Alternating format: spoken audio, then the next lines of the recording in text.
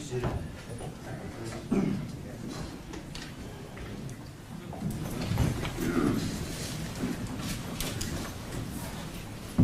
All right, before I rule, any further argument, anything you found while I was out looking?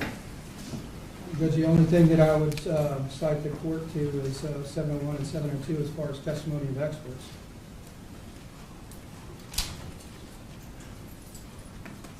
Specifically 702. So, again, I would reiterate to the court, Judge, he is not qualified to render opinions. Say that I disregard what he has said that seems to be an opinion. Is there any reason I shouldn't look at the modification that he's done on the video if I disregard that? Yes, Judge, because he is changing the evidence. He's putting the evidence in a loop, so to speak. They want you to look at evidence that has been placed in a loop that keeps playing like over and over again. He's changing or altering that evidence, Judge. Isn't that just the same evidence slowed down and put in a loop? Essentially, Judge, from a person whom is not qualified to do. I mean, no disrespect to him, Judge, but he is no more qualified than Mr. Smith comes off the street and comes in here and says, I have a basic knowledge of computers and how they work. Essentially, Judge, that's what it boils down to. All right. Anything you want to add before the rule, Mr. Yes, I do, Your Honor. He's not doing anything to alter the film itself. All he is doing at this point in time is two things. Number one, he's using a different media player to view. And I think that even in chambers, when we had discussions, one of the questions was, well, what does this play on? What media players will this play on? He chose a particular media player because of the fact that he is able to actually stop certain segments and view those segments in isolation. He's testified that that doesn't change the film itself. It's no different than someone getting a photo and replicating and saying, yep, this photo looks like this photo, which he has the ability to do. You don't need to be a forensic computer specialist in order to do that. We've laid the proper predicate. When I look at Earhart, certainly we've laid the proper predicate according to Earhart. And if anything, they can argue as to the weight of it, but I think when you see both videos, they're going to be identical. If they're going to be identical, why do I need to see the second one? Because of the fact that he has the ability to actually focus on a very important part for the defense, and that is Mr. Oulson throwing that phone at his head. And our video shows exactly that. It not only shows throwing the video at his head, it shows the video bouncing off and hitting the floor. It shows the video hitting the floor, the phone hitting the floor. You actually see the light of the video coming towards his head, then going down, and then all the way down to the floor. Absolutely. And that's my point. Who is going to testify that that light or that flash of light is a phone? I don't know. It's circumstantial evidence, just like their presentation of other evidence, Your Honor. All right, I tell you what, I'll watch it. Here's what my ruling is going to be on why I'm going to watch it. I have a DVD player and a Blu-ray player at home. I don't need Stephen Hawking and Steve Jobs to come to my house and hook up those two things and take a disc from one and put it in the other. I get a better quality video if I look at it in the Blu-ray than I do in the regular video player. It's the same disc, it's just a better machine. If he's saying that he found a better piece of software, there's lots of software out there. It's a function of being young to know that there's lots of software out there that you can load off the internet for $60 and look at stuff. If it's the same if it's the same program and the same file in a different program, it doesn't change it. And I'm not a jury. I'll look at it, and this isn't a jury trial. This is just a bond hearing. You want proof, evident presumption? Great. He has every chance to confront the evidence and put it in a Blu-ray player instead of a DVD player if he wants. Judge, may I question Mr. Sacco on one other point then? Sure. As far as voir dire goes. Mr. Sacco, you indicated that the type of software you used was the most updated version in order to view this. I think you said it was Media Player Classic. That's the correct software. And you're saying that's the most advanced software in 2014 that you could view this on? No. Okay. That wasn't what he was saying. No. Well, I'm asking him that.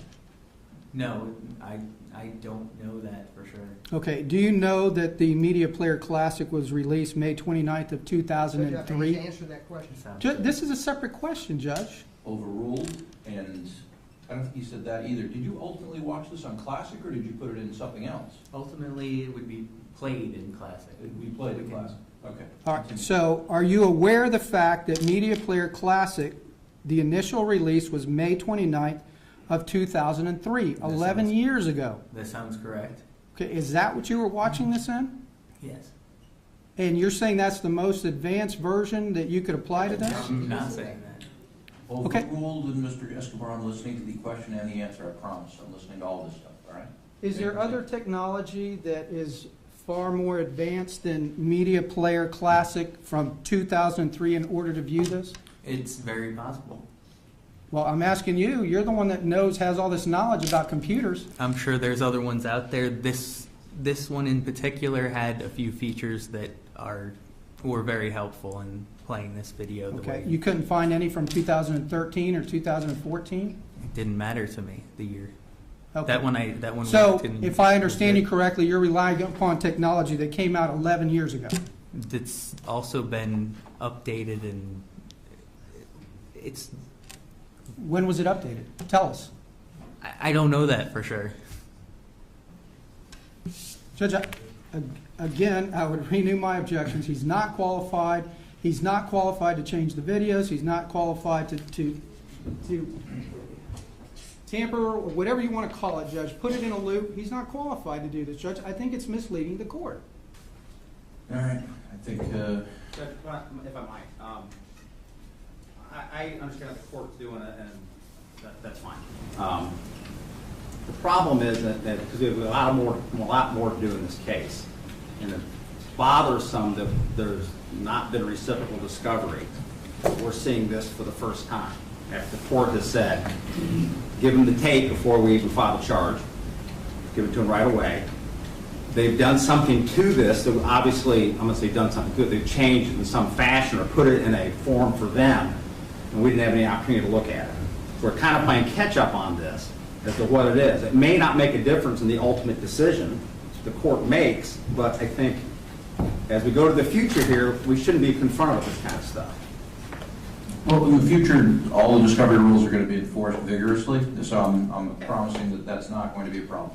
All right. If you follow what I'm saying? I do. The last 45 minutes, we wouldn't have had to have been spending all this time doing this if they had bothered to tell us something about it in the past. Because we may differ as to what they think it shows, and it may create argument that where we differ, and we would have been able to resolve that perhaps, or at least be prepared for it if they had followed the rules of discovery, like we have.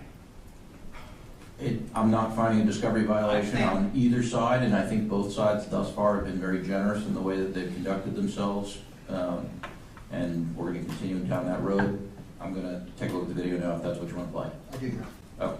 Oh, Your Honor, if we could turn the lights down. sure.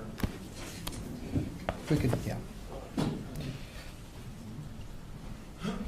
The first video that I'd like you to play is the full-length segment of that event at the theater number 10, and then we'll take the looped section.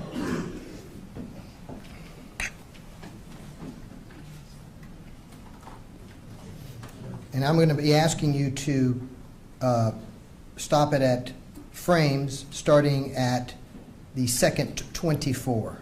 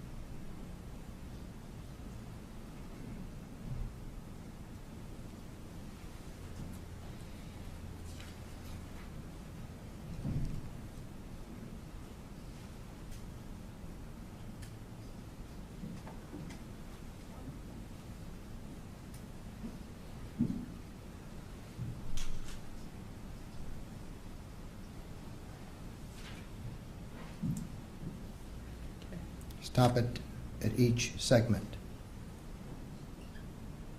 Okay?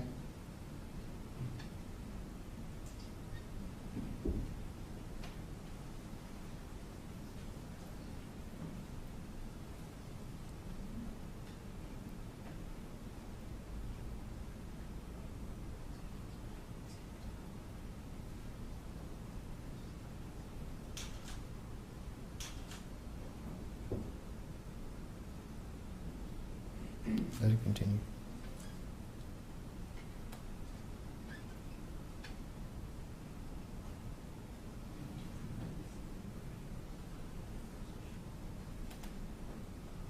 Okay, you can stop that now. And let's go to the looped.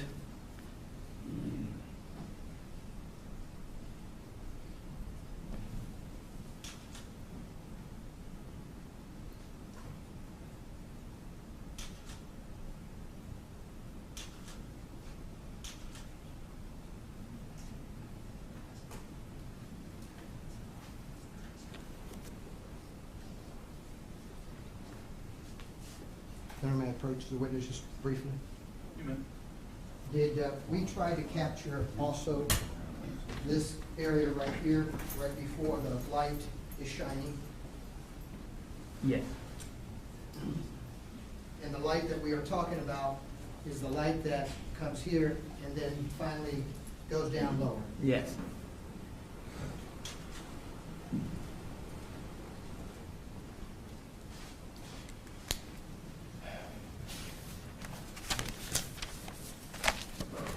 You can stop it. Your Honor, we would move into evidence. We'd like to see the other one, the third plate, too. Yeah, absolutely. Play the third one.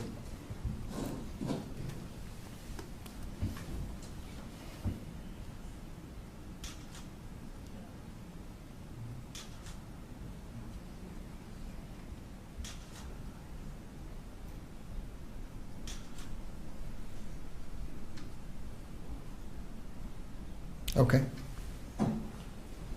Your Honor, we would move defense exhibit composite number 6 and 10. Over the state's objection, in 7, did you now sleeve for it if you had 7 mark? I believe I did, Your Honor. Oh, so that's 6. That's 6. You had a solitary video that you were going to mark as I do. 7. Is that the one right there? That's the state's version. If you'd like to put it into evidence, we can, just so the court can see that they're one and the same. That doesn't matter to me. Okay, we're not going to introduce that. All right, it won't be 7. We have no further questions, Your Honor. All right. State, you need a moment to consult?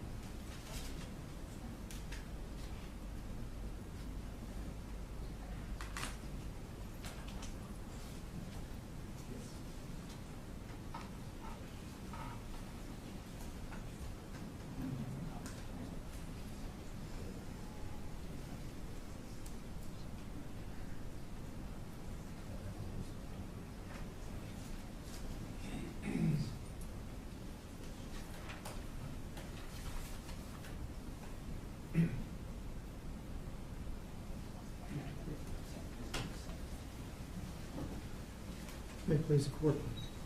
Mr. Sacco, you would agree with me that from the first loop to the third loop, right before the shot, there's a 14-second delay?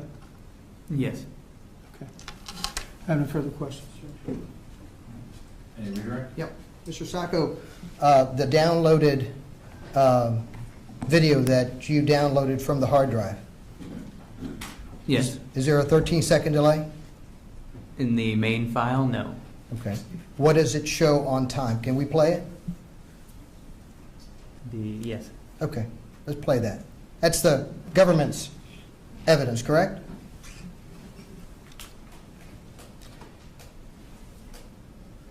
Give me, I don't think you answered the question. Is that the I'm sorry? Is that the evidence that was provided to you by the state attorney's office? I can play that one. This is the exact same. This would be the one provided by the state attorney's office.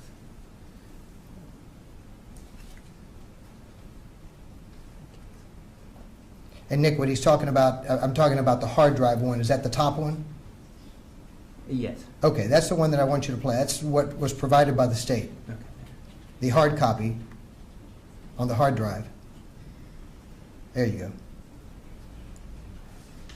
And I want you to count the seconds of lapsing between the cell phone screen light that we captured on the loop and then Sustained, I'm not going to consider it characterization of the cell phone screen light. I don't know what it is. There was a light. A light. I don't know what it is. I want you to count from the light to the actual firing of the weapon that you see at 36:37. Light being at 24:25.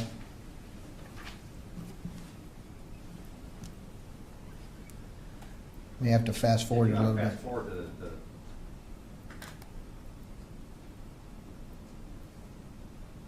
There you go.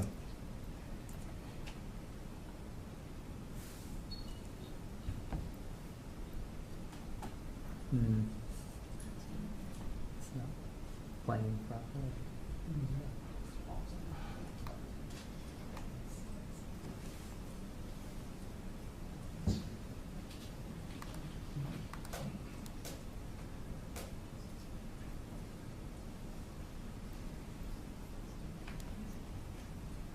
So just hit play and let it run. I don't think it's running is the problem.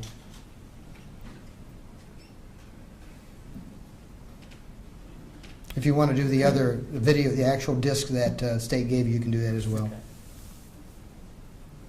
I need Judge, that back. if I might, isn't it time stamped? So Mr. Esquire asked him to count out loud? I think It is timestamped. He did ask me to count out loud. It is time stamped, and I've watched it on my Blu-ray player about. Yeah, so 15 times. from the timestamp of the loop, the two loops they've shown, there's a 13 or 14 second timestamp between that loop and the third loop, or the first appearance of the light and the second appearance of light. That's what question we asked.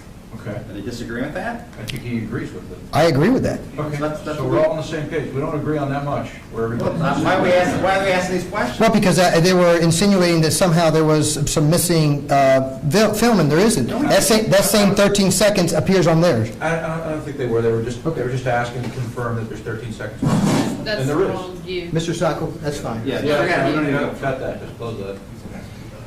All right. Any other questions you feel compelled to ask? No, Your Honor. State, any redirect you feel compelled to ask? No, sir. Fantastic. Thank you, Mr. Sacco. Your excuse. Thank you. Do you wish to call any more rebuttal witnesses? No, Your Honor. Okay. State, any rebuttal witnesses? No, sir. All right, then we're ready to go into closing arguments on the bond hearing. Before we do that, Mr. Grimaldi, I had a chance to read over the autopsy. I don't know if you had a chance to look at it.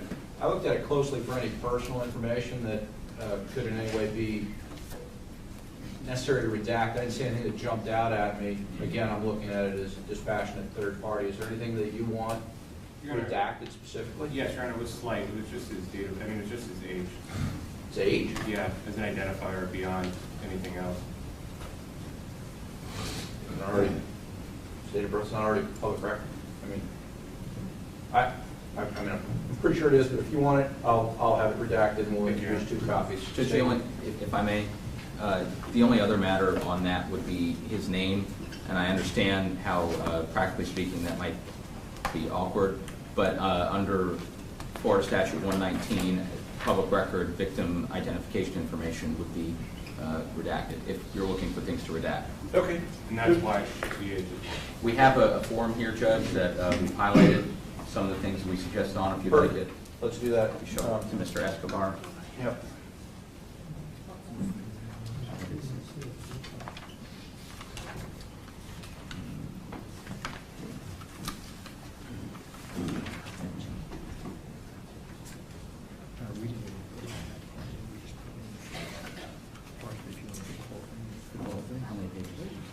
Those three, I just didn't think that was. Okay, it's only 3 pages. Yeah, Then I'll remove it. those are the May I only three approach, pages Judge? we You got. bet.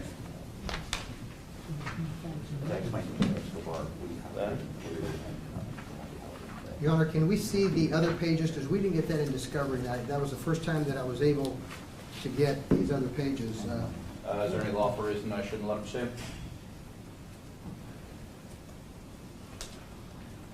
State wasn't very good listening to me.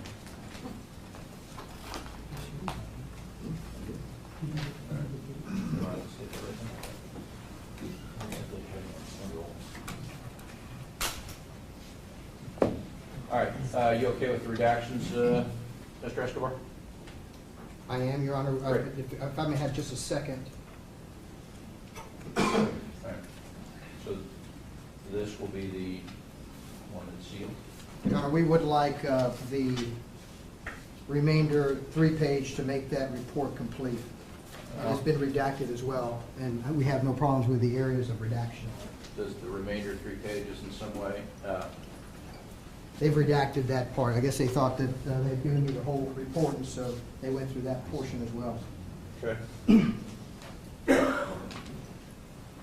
All right, that's fine, but I need a second copy of this because I'm going to direct that be sealed, and then I'm going to direct that this redacted be entered as Defense Exhibit 5. 5, right? Or 4? 4.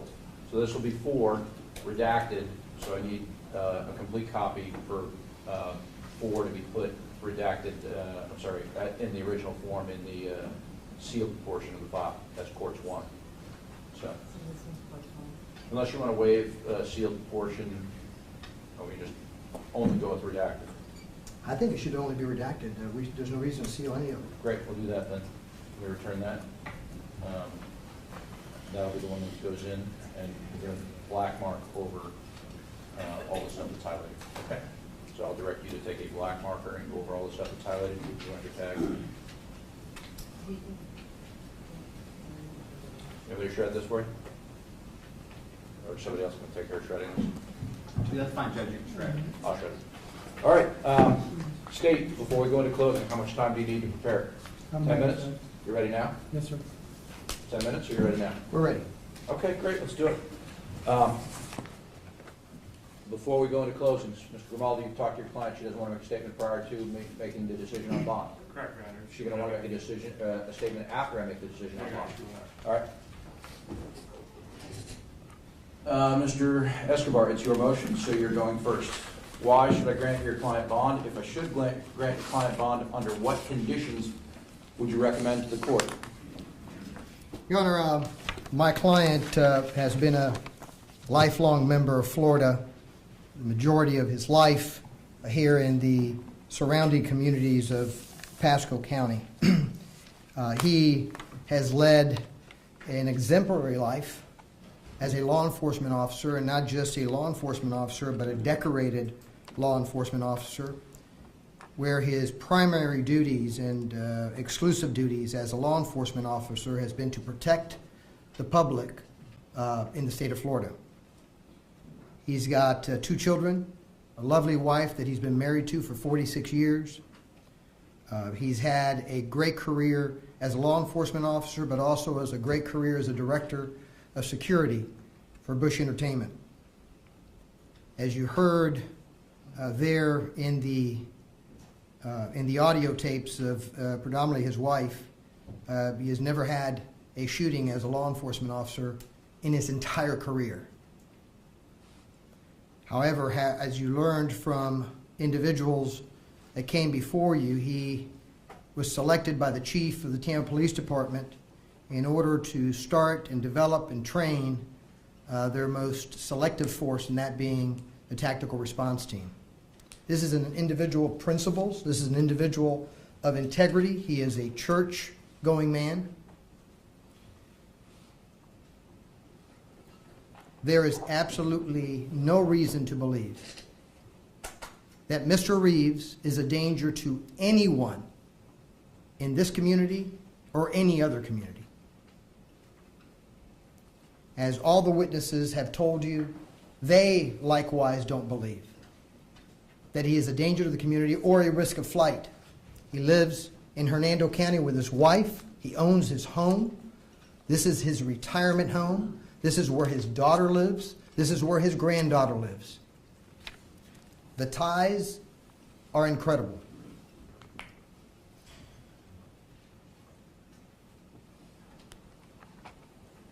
He is an individual that is on retirement. He's an individual that depends upon that retirement not only for him, but for his wife, and for his daughter, and for his grandchild. He is not an individual that's going to do anything to upset that situation. I'd like to talk a little bit, Your Honor, about what I believe to be an appropriate condition of pretrial release. As the court knows, there is a preference for non-monetary conditions of release in our laws, in our rules of criminal procedure, as well as in 903. And there's a reason for that. Individuals like Mr. Reeves that have absolutely no history whatsoever of criminal activity, and just the opposite, that has a history of being one of the most decorated law enforcement officers that protect the public for 27 years, shouldn't need a monetary bond. And I say that with all due respect to this court, because although the court has to look at the charge, more importantly, the court has to look at the history and the ties that Mr. Reeves has to this community. Do we need a monetary bond? Absolutely not. Has the family and friends decided, hey, if the court feels secure with a monetary bond, are we able to do that? Absolutely. And I think, Your Honor, this family could make a monetary bond of $200,000, which in essence would be his home, his most valued possession at this point in time in retirement, the only home that his wife occupies and his daughter occupies. Does anyone in this community, in any community, think that he is going to forfeit that and flee? Through some of these hearings, I know the court had some concerns of, well, we know how Mr. Reeves was for the last, 30 years or 30-some years. But what tells us about Mr. Reeves today? And we brought individuals before this court that knew Mr. Reeves back then and that know Mr. Reeves today. Individuals that went to that very same Cobb Theater for 25, 30 times. And not once did they witness him being agitated over a cell phone or anything in that theater. Their highlight of a day was, we're going to go to Sonny's Barbecue. We're going to go to the matinee theater at the Cobb. And then we're going to go to Dairy Queen so that we can get some Dairy Queen. It tells you a little bit about who Mr. Reeves is at this point in his life.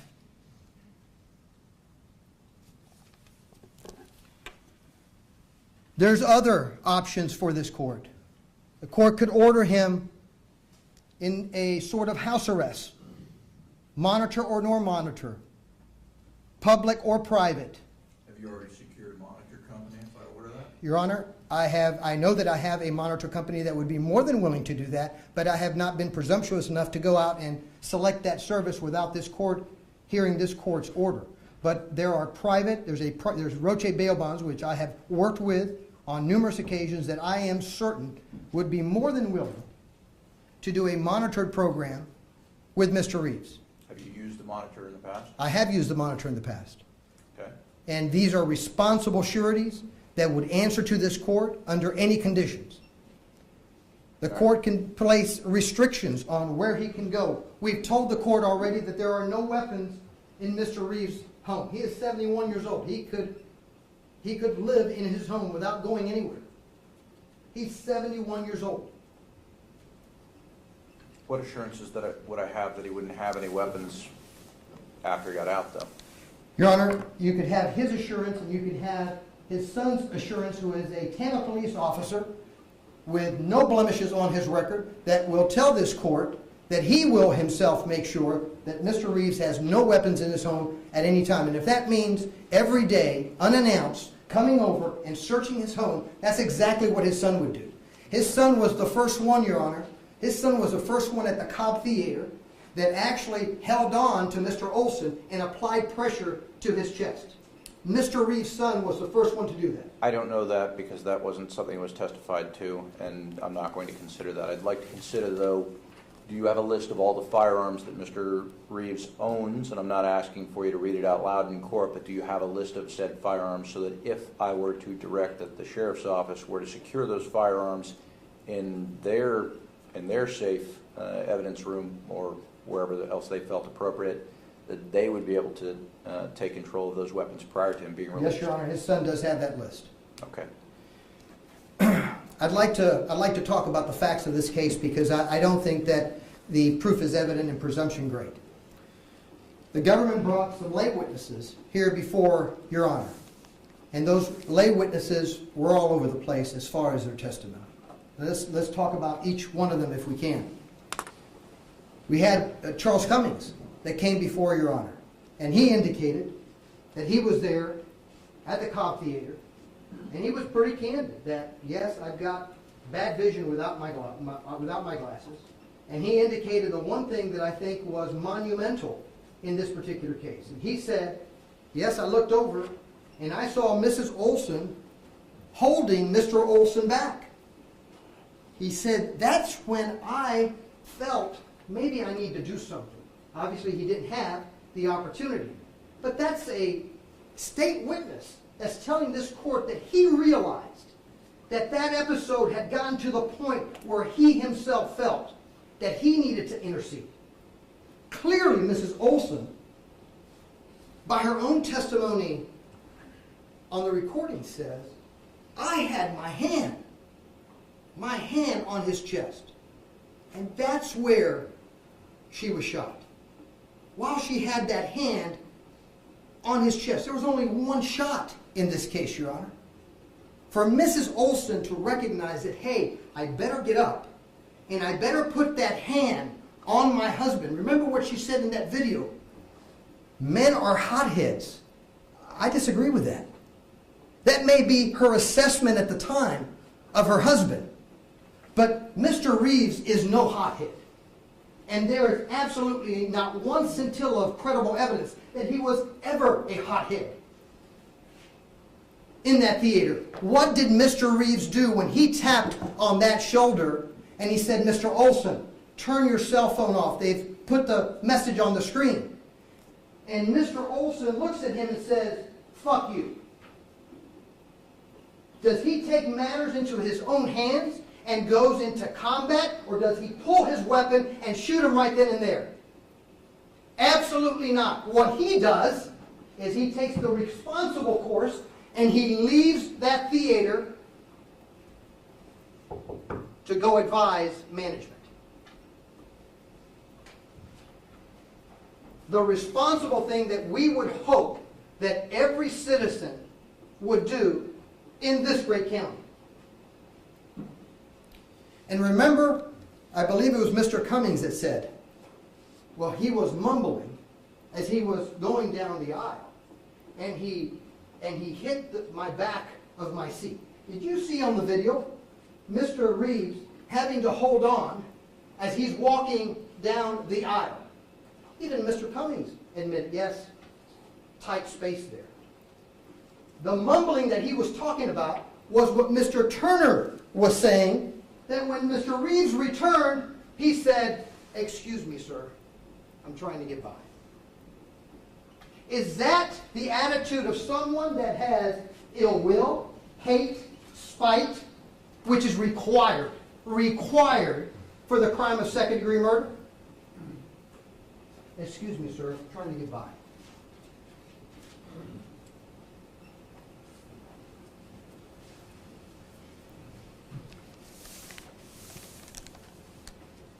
Detective Proctor. They brought Detective Proctor here to testify, but he never goes inside the theater where the event occurred. He's spoken to Mr. Reeves, and Mr. Reeves says, I've been hit by something. I believe that I was hit by the phone. And where is it that we find that phone? We find that phone in the exact location where Mr. Reeves was. The exact location. Does he make it a point before he arrests Mr. Reeves? I've got to see the video now. Nope. We're going to wait 2 days to do that.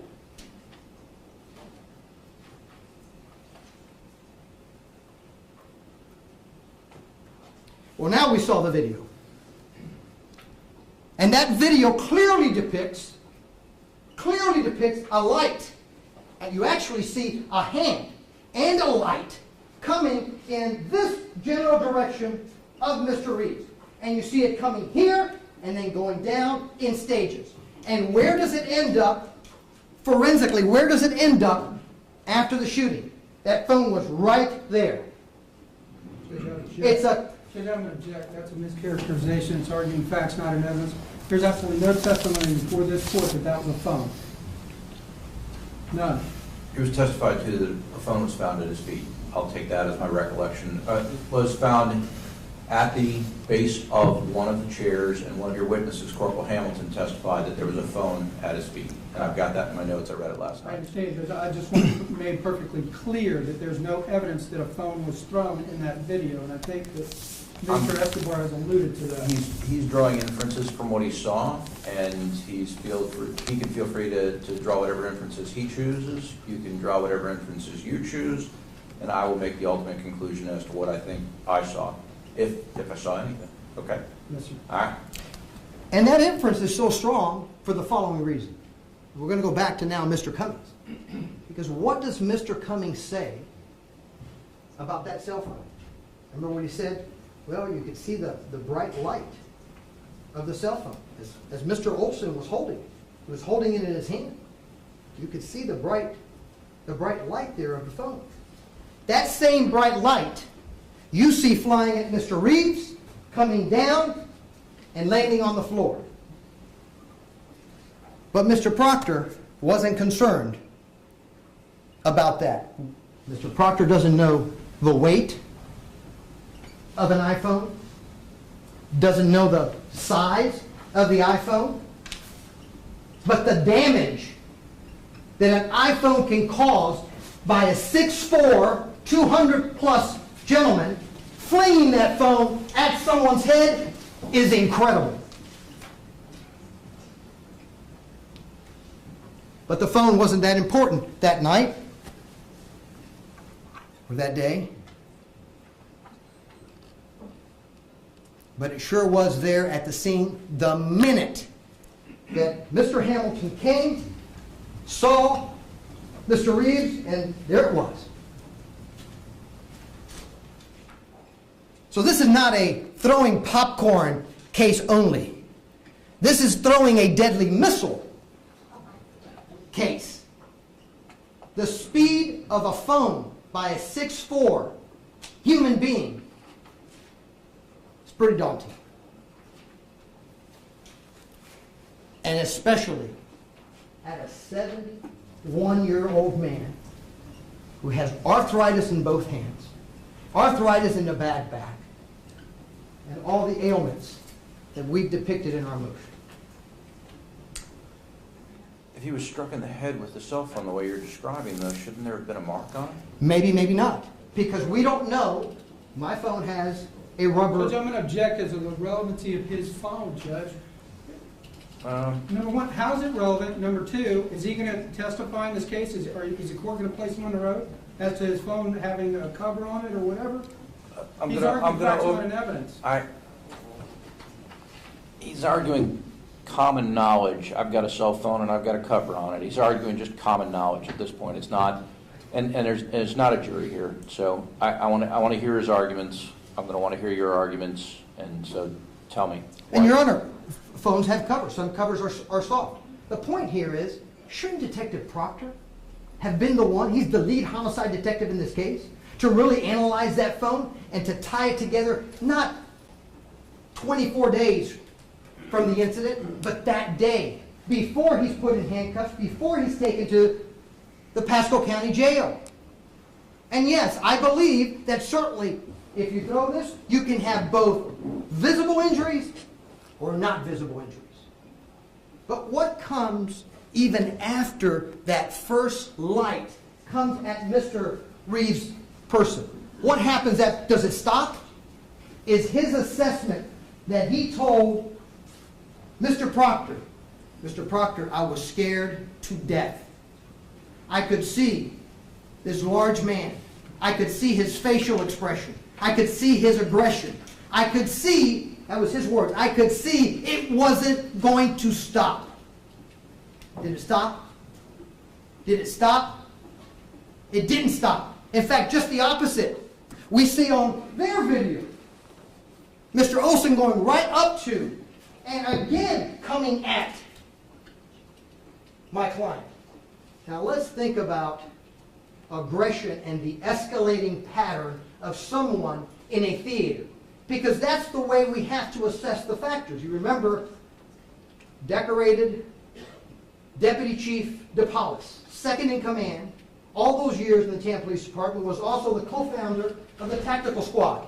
And he said, we have to take all these factors into consideration, and we have to make a decision that quickly. And he was doing what he was trained to do for 27 years.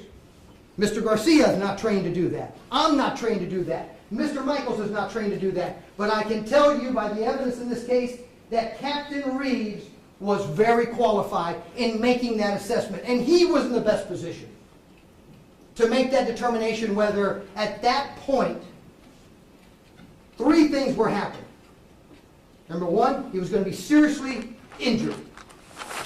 Number two, a forcible felony was going to be committed against him. And we're going to talk about forcible felony in the state of the law with that. Three, any felony. We're going to talk about any felony being number three. And let's take that right now when we get the opportunity.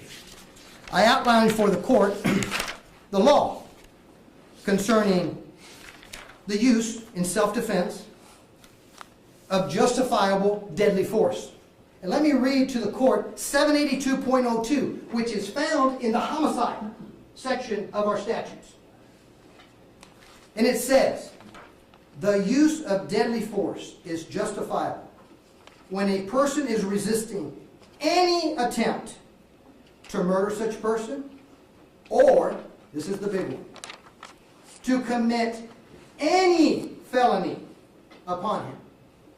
Now, it's not part of the stand your ground options, and there would be a duty to retreat under 782.02. But it doesn't say forcible felony. It says any felony. We know that Mr. Reeves is 71 years old, and this great state of Florida protects the elderly. If someone commits a misdemeanor battery against Mr. Reeves, it automatically becomes a felony. So under these circumstances, Mr. Reeves did not even have to wait for him to be severely damaged under 782.002. Isn't there a knowledge element to battery on an elderly person? Wouldn't he have had to know that he was over 65? Well, Your Honor, unfortunately, the answer is no. There is? No, Your Honor, that's a very gray area in the law and has been heavily litigated in the past.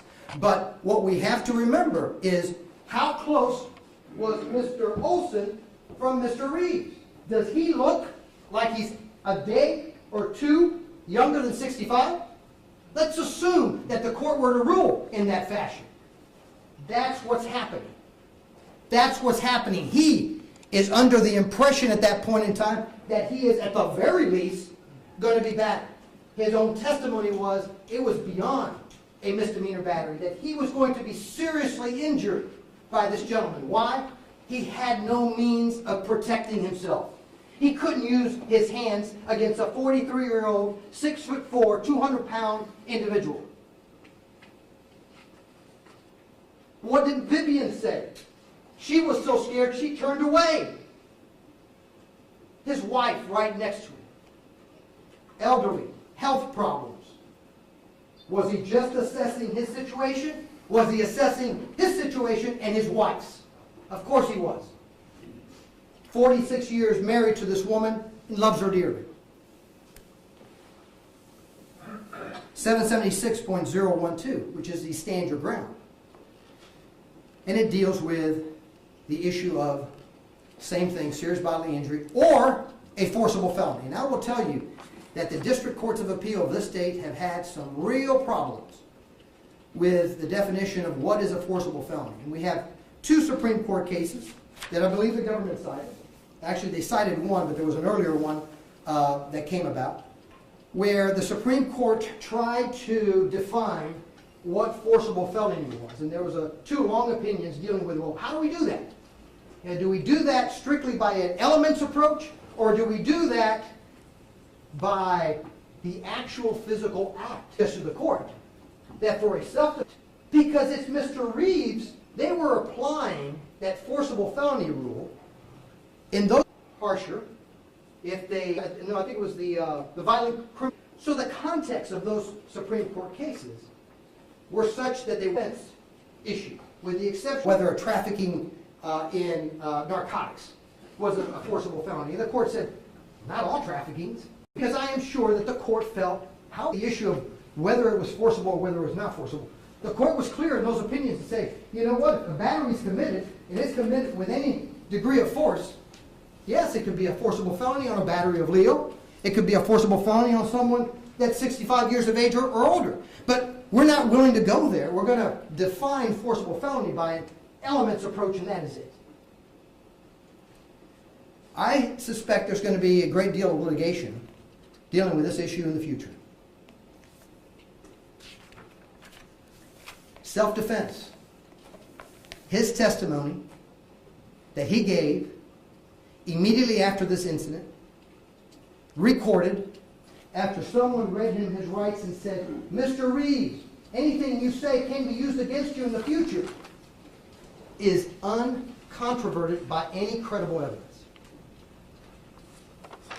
In fact, his testimony is corroborated by that type of evidence that we probably want to rely on more than anything. That's physical evidence.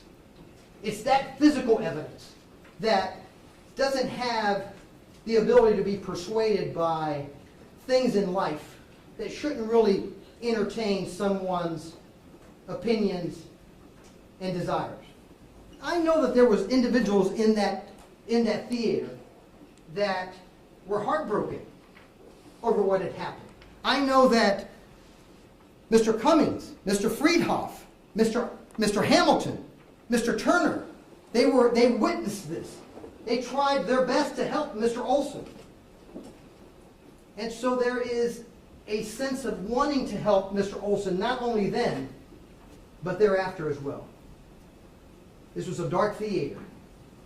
If we remember Mr. Friedhoff's testimony, let's think about this, because this one is very, very important. Mr. Friedhoff was about 3 rows up, and he was having to look over his right shoulder between his girlfriend, who was to his right.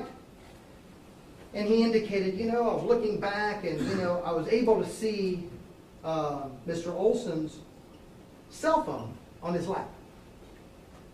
Now think about it. These are high seats, and he's able to see Mr. Oulson's cell phone on his lap. Well, what about Mr. Turner? Mr. Turner said, when Mr. Reeves left, Mr. Oulson stood up, and he was standing up the whole time with his phone. Remember, I asked, I said, what about Vivian behind him? Oh, it was a preview, so, he was just standing up with his phone, and I could see his light, and he's the scanner. He's the guy that scans wherever he goes, because that's his background. And that's what he was saying. Was Mr. Oulson standing up like that? Was he waiting for Mr. Reeves to come back in order to attack him like he did? But one thing that Mr. Friedhoff said that was so important. Remember I heard some crumbling of popcorn. But then I heard a thump. But then I heard a thump.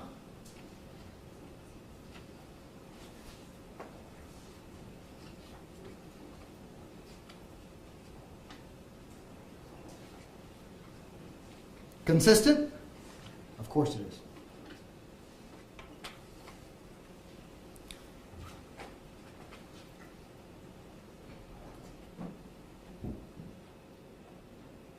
I listed in my memo many second DCA cases and a fourth DCA, Dorsey, that cited many second DCA cases dealing with the issue of the overreaction of one that was claiming self-defense.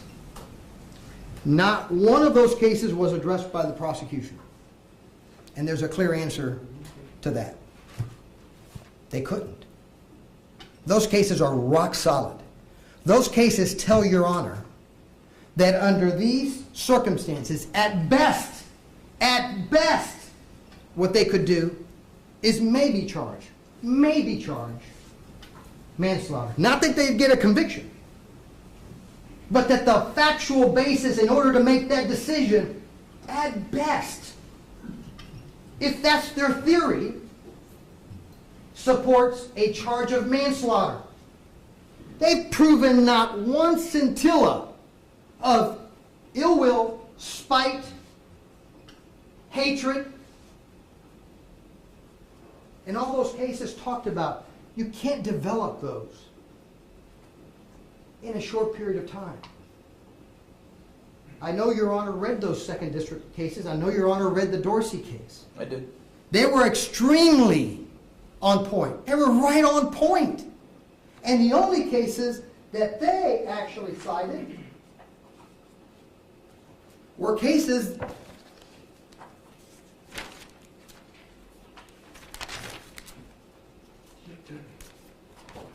that were not dealing with self-defense. The only case that dealt with self-defense was a 1934 case that actually we adopt as our position. I'm sure the court remembers the 1934 case of, it was Ramsey. That was the one dealing with the father and the daughter and the gentleman that was disrespecting sexually his daughter. Yes. And the court in Ramsey talked about 3 different types of malice. And they said, you know, it may be some other crime, but it's not second-degree murder. Because there was no evidence here of hatred, malice, the necessary elements that you need for second-degree murder. This could have been a response to an emotion that he had because of the disrespecting of the daughter. That was a case they cited. And it supports our position. The only case they cited that has any relevance whatsoever to the issue of self-defense. Well, I'm going to be asking them about their cases on self-defense and their cases on second-degree murder in a minute, but one of the things I'm interested in for my decision, when I decide on proof-evident presumption grade, when I decide on that, do I take into consideration the affirmative defenses, or do I merely take into consideration whether the state can in fact prove their case absent the affirmative defenses? Because the affirmative defense of self-defense has to be established by the defense. I would never put any proof requirement on you for the proof of guilt, but if you wish to establish an affirmative defense, that's on you. So when I analyze the state's case and ask myself, have they met this high standard? Should I be asking myself, have they met this high standard, and then has the defense rebutted it? Or should I simply be asking, have they met this high standard, and at trial, then I will hear whether the defense has provided the affirmative defense? Your Honor, I can answer that question, and with all due respect to the court, I disagree. That I should even ask the question? No, I disagree that the defense has the burden of proving self-defense. We have the burden to go forward with self-defense. They have to prove, beyond and to the exclusion of a reasonable doubt at trial, that it was not self-defense. I probably phrased it poorly. What I mean is you have to establish self-defense, and then they have to knock it down. I recognize that. It's more just a, should I be looking at self-defense now, or should I be waiting to look at self-defense at trial for purposes of JOA and for purposes of instructing the jury? You have to be looking, Your Honor, and I say this with all due respect to the court, you have to be looking at self-defense now. If not, those individuals that exercise their absolute legal right to self-defense would be kept out of the loop. Well, forget about it. If you assert self-defense, no one can consider it until we get to trial. That's not the intent of any law that I'm aware of in this great state. Is there any case that tells me that? Your Honor, I'm not sure that there is. I can tell the court I have not read that, but let's look at practicalities. Well, I was looking for the cases before I was looking for practicalities. I go to practicalities when I don't have cases. Your Honor, I'd love to be able to get you that case law if you'd like me to. I am sure that there's got to be some case out there that stands for the proposition that no, you've got to look at all the evidence. And if there's evidence brought forth by the defendant that says, you know what, this is self-defense, and it is supported in any way, they've got to prove it not only beyond to the exclusion of reasonable doubt, but the case law is clear. Their burden is beyond to the exclusion of a reasonable doubt. Oh, I know, I read that. I'm just trying to figure out if in my analysis I have to apply this self-defense now. Absolutely. I think you do, Your Honor, and with 30 years of experience, I think that I am on solid ground there, because it would make no practical sense for the law to say, you know what, here at this stage, we're going to just leave you in jail. And the only time that the court or anyone can consider the issue of self-defense is when you go before a body of your peers in a jury. That would make no sense, and I seriously doubt that any court would rule in such a fashion. It's their burden from day one when they charge someone. It's their burden throughout the entire period, and it's their burden at trial. Well, affirmative defenses, though, suggest they're affirmative defenses and they have to be raised by the defense. I would agree with you if this was the case. If we had to prove beyond a reasonable doubt self-defense, I'd say, maybe there's an argument here.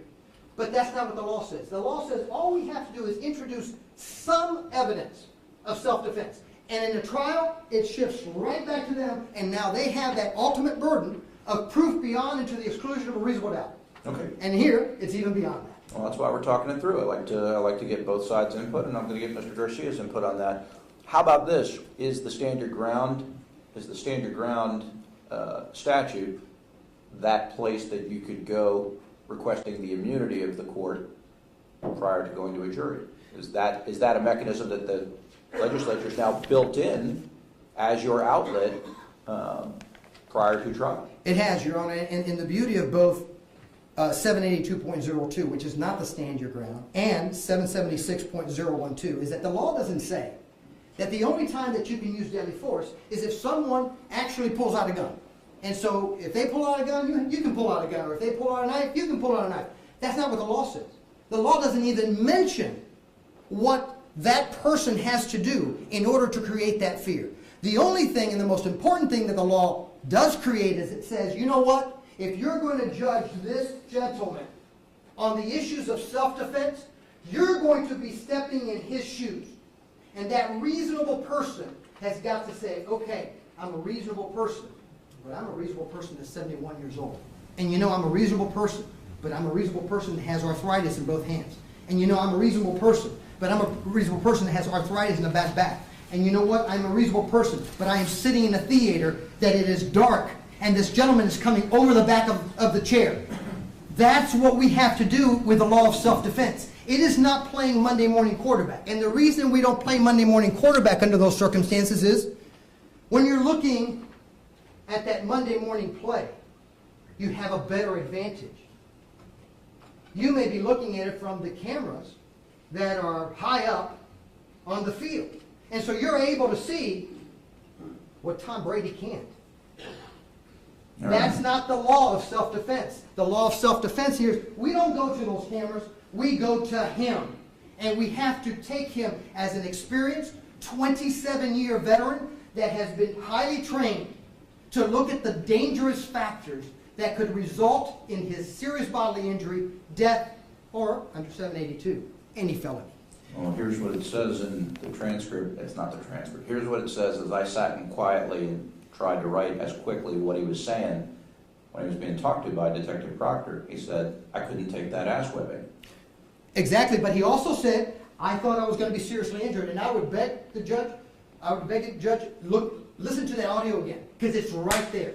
It is right there. He says, I was concerned that I was going to have some serious injury. I heard him say that too, but I also heard him in a reflective moment say that it was going to be an ass whipping. And ass whipping means a lot of different things to a lot of different people, I suppose, but an ass whipping to me just means you're beaten up. Well, should I take it a different way? An ass whipping to you may just be beating up. To me, it just may be beating up. To a 71-year-old man with these kinds of ailments, it could be his life. And that's why the Florida legislature has said, you know what? You know what? We've got to protect the elderly. They're far more frail than the 20-year-old or the 30-year-old or the 40-year-old. These individuals get a punch to the head and they die. These individuals get a punch and they fall and they break their hip and they die. 50% of the elderly people in this country that get a broken hip, they die. 50% is that high. 50% of people. 50% of the individuals, the elderly individuals, not the young individuals, the elderly individuals, they die. Eventually we all die, but you're saying that approximately from a broken hip they Well, die? it's all the complications that come with that, Your Honor. Okay. It's being in bed. It's the congestive heart failure that results in not being mobile. Absolutely. Okay. And so the legislature has seen this. I didn't draft this law. The Florida legislature has said, you know what? We've got to protect the elderly. And so, yes, Your Honor, an ass whipping for a 71-year-old could be his life.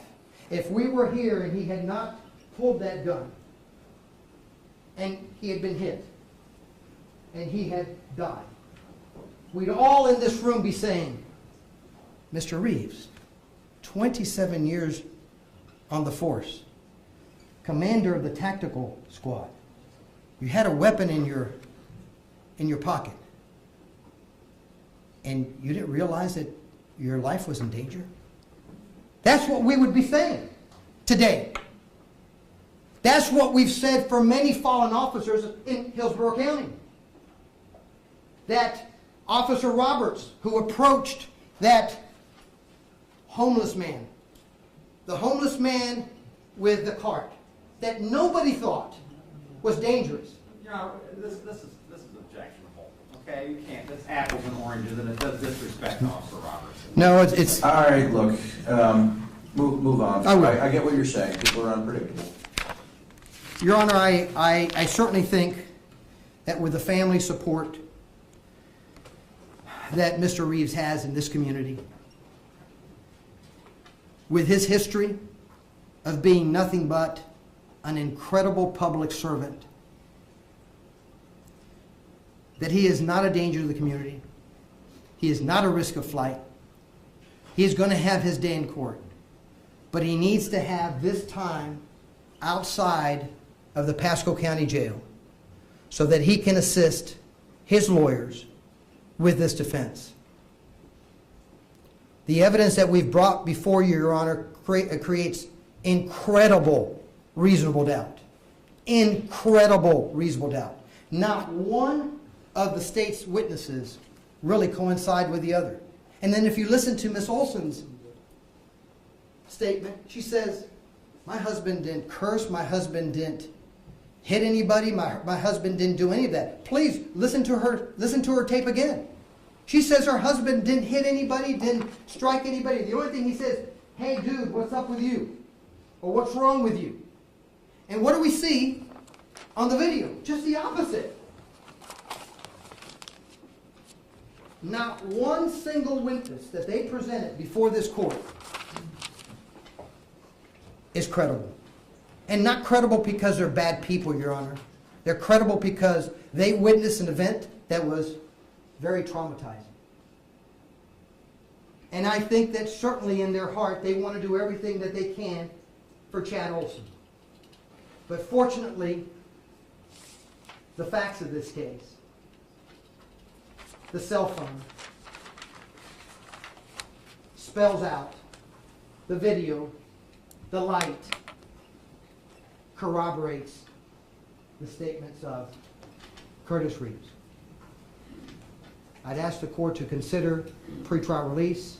Mr. Reeves is willing to abide by any conditions this court deems to be reasonable and prudent.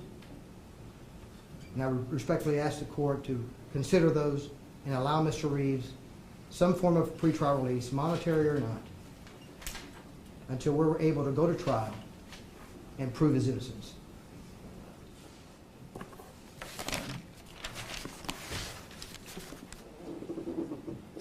On a break, man, it's going to get pretty animated. I'll give you a break. I'm going to give my courtroom staff a break. It's not fair to go right into it. We've been going for quite some time, so we're going to take you want 10 or 15? We're going to take a 15-minute recess. We'll be back at 3:45 to continue. All right.